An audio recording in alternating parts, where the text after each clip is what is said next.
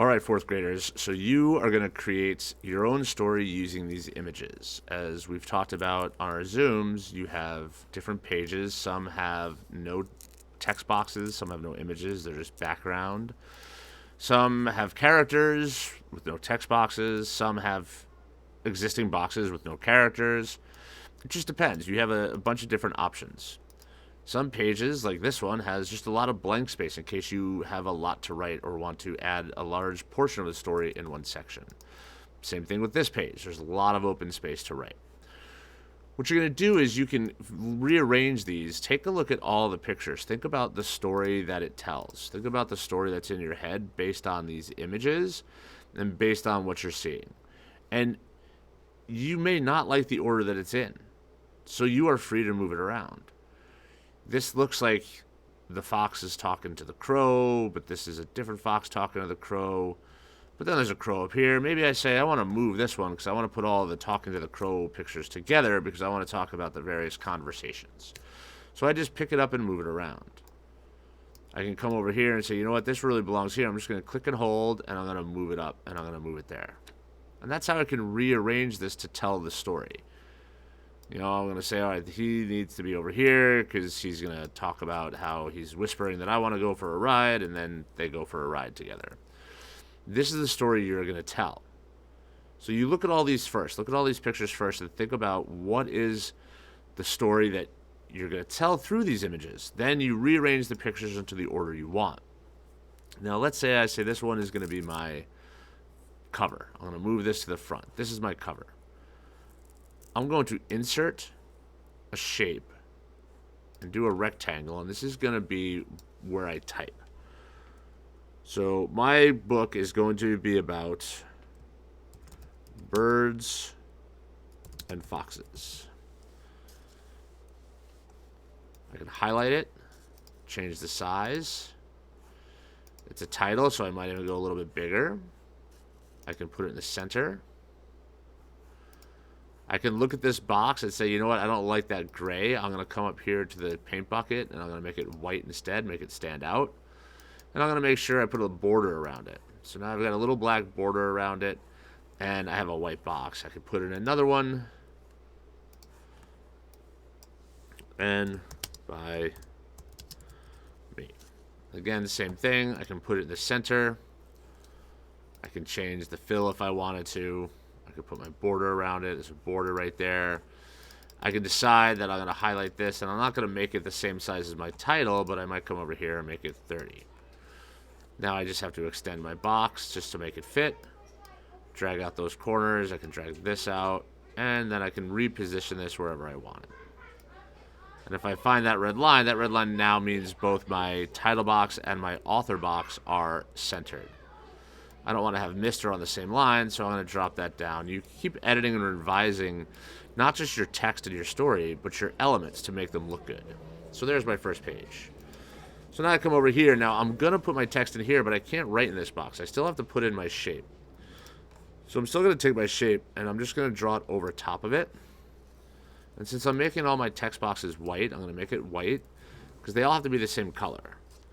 Say, you know, in a forest lives a fox.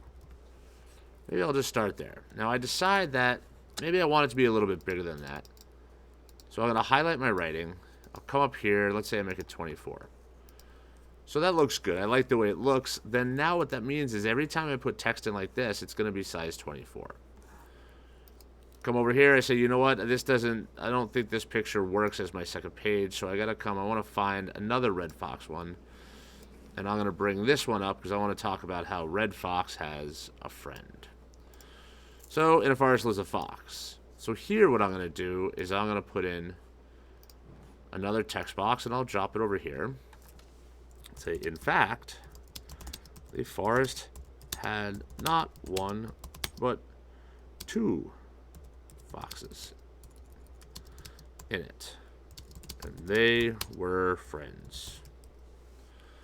Now, since the last one, the first one I did was a white box, size 24 Arial, I'm going to make sure this one is the same. Arial, 24, and a white fill. Now it's going outside the box, so no problem. I'm going to make the box bigger. And I'm going to drag it down here too. So that way it looks good and it fits. I'm not covering the picture, but it's there.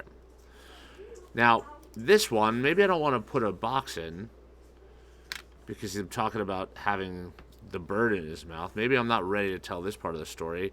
And I move things around and I say, all right, I'm going to actually drag this one up because I want to get to the point where we're talking about running through the forest. Again, I come here, I can add shapes. Now let's say I do get to this point and I want to have this guy say something. Instead of putting in a shape, I can put in a call out. Call out is basically a speech bubble. And let's say he says, I love playing with my friend Mr. Crow. Doesn't necessarily look like they're playing, but that's part of the story. There's probably other pictures I have to get to make it clear that he's playing with him and not eating him. So click on it. I'm going to take this little gold dot and move it down. And then that is my speech bubble. Now, just like we did with the text boxes, you want to make sure that this is easily readable.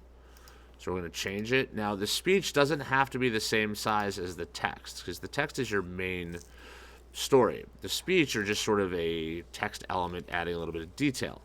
You can certainly change the size, but then again, every single speech bubble or thought bubble needs to be the same. It needs to be the same color fill, and it needs to have the same font and the same size in it. And when you adjust it, you'll notice now it looks like the crow is saying it. So sometimes you have to adjust and bring it down there. Another one you can do in callouts is a thought bubble.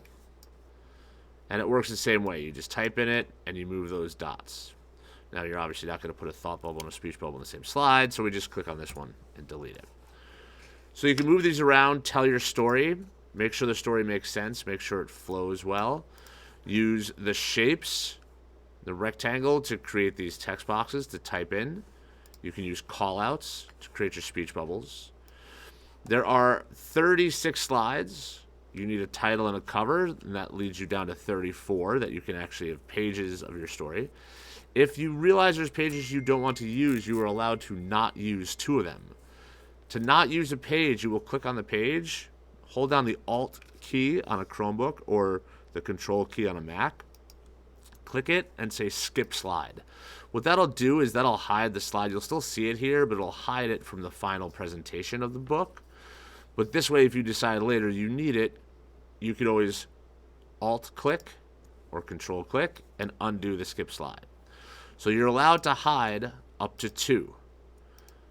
So we'll have between a 32 and 34 slide book with a title page or a cover page and a back of the book page where you might put a thank you or something like that. And that is how you will move these around, pick them up, rearrange them, figure out the story you want to tell with these pictures, put it in the order you want to tell, then start adding your shapes for your text of the story, as well as shapes callouts for adding things like speech bubbles and thought bubbles. Have fun. Thanks.